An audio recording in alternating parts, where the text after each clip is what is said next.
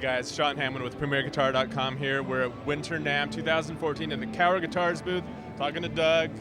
You got new guitars, man? Yeah, all kinds of new stuff. We brought out a bunch of new models across the entire line, ranging from a junior, new semi-hollow models, another version of our semi-hollow, but basically our two new flagships this year this is called the Acadian, and this has been about a 3-year pet project of mine. I really wanted to reapproach how to build a thin line jazz guitar, and we tried a bunch of scale lengths, a bunch of body chambering ideas, and what we ended up settling on, or coming up with was the best combinations, is it's designed around a 2-tech bridge. It's 26 1/4 scale length. We have 2 neck options. We have Spanish cedar with a graphite reinforcement, which gives like a really nicer, kind of vintagey, warm jazz tone. And then we also offer it in a maple neck, which is kind of a more fast response, really neutral jazz tone. I kind of liken it to the Spanish cedar neck is great if you want that old jazzy sound. This is a great alternative if you have to cut through a little bit more, or you kind of play a Telecaster for jazz. Perfect for that. It's been a really big success, and it kind of, the biggest thing about it is between the bridge, the scale length, and the way we do the interior, where it's basically completely hollow. We have 2 walls we leave in that flank around the pickups and join the blocks together, and then we port those walls from the side so all the air can still move through the guitar body and lets the top respond in a totally different fashion, and it's been tremendous. Nice. So 26 1/4 inch scale, that's unusual, but it's still intended for standard tuning. Yeah, absolutely. You know, I've played 27. I really like what 27 does. It's too long for me to play. It's too long for most people to play. 25 1/2 is, everybody's used to it, but I felt like it was leaving something on the table. And 26 1/4, which sounds like we just split the difference, and really we kind of worked up to that number. Now, is the difference tonally, but it's really comfortable. Is the main goal with the extended range for string tension, or? Not so much tension. Most people that pick it up and play it don't even really notice a difference. It just brings the clarity out. So especially with that bridge, the isolation between each string rings out nice and clean. It intonates beautifully because of it. It's really a really nice design.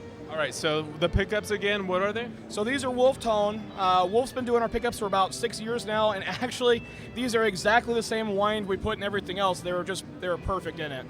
Sounds really nice, man. Should we hear some other stuff? You were in the neck position earlier, right? Yeah, and then the other thing we do one other thing standard on the Acadian. It's actually got a split tone, and it's not really meant to be like a single coily tone. It almost just flips the mids, and it sounds almost pseudo-acoustically, and I really like it. Okay, so it's more of a tone control, and it can be applied to any setting. Yeah, exactly. Okay, so Mason, now you're going to let us hear the middle position? All right, cool.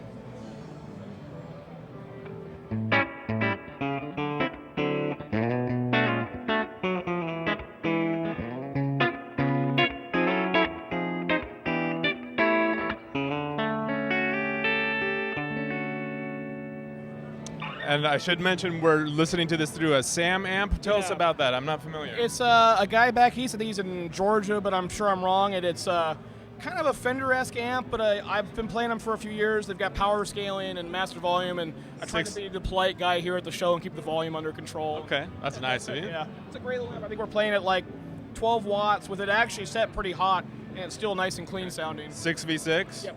Okay, and then we've also got a satellite reverb unit in there. Yep, yeah, that's the new satellite reverb. I think Adam's going to talk about that. Yeah, look for the other video from Satellite for that one. All right, before we take a look at the other guitars, Doug, let's hear the bridge pickup from the Acadian.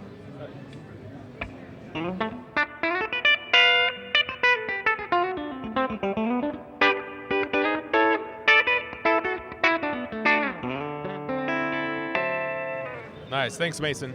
So that's the maple neck Acadian there. So the other guitar we did kind of started as an afterthought to the Acadian was, what if we took everything the Acadian does for clarity and all that and applied it to a solid body as a drop tuning guitar, which really worked out great. And then I got bored and I thought, I really want to build a 7-string, so I drew it as a 7 and I thought, that's awesome. Then I got bored again and thought, okay, if I'm going to make it a 7, why not go the full tilt and do it as a multi-scale? Which I won't make Mason play because you guys are busy, but basically it's the same concept, but as a 7-string it's 26 1/4 to 27, so it's not a huge fan. It's really comfortable. Doesn't have to be played drop tuning, but it's really, really great for that too. And it's the first multi-scale I've ever done. Now, were those like fanned frets? Yep. Yeah, it's pretty mild, so it's really everybody I've given it to play it who doesn't know how to play a 7-string, like me, spends so much time trying to figure out what to do with the low string, they forget it's a fan fret and they just go right to playing it. So this is super, super new. It's just got onto the website. I'm so pleased with it. Still uses the 2-tech bridge. I have the only fan fret 2-tech bridge on the planet right now. I'm really pleased with this guy too. So this is going to be available now, basically. Okay, the woods are... This was a special one with Claro for walnut for the top, usually maple for the top, but we have some other things that we can do too. And these only get maple necks. All right. So. Nice. So where can people go online to find out more? So our website, www.kauer.guitars.com. You can actually order from our dealers or direct right on our website now. Sweet. Thanks, Doug. Yeah, thanks, Thanks, guys. Mason. I'm Sean Hammond for PremierGuitar.com. Thanks for watching.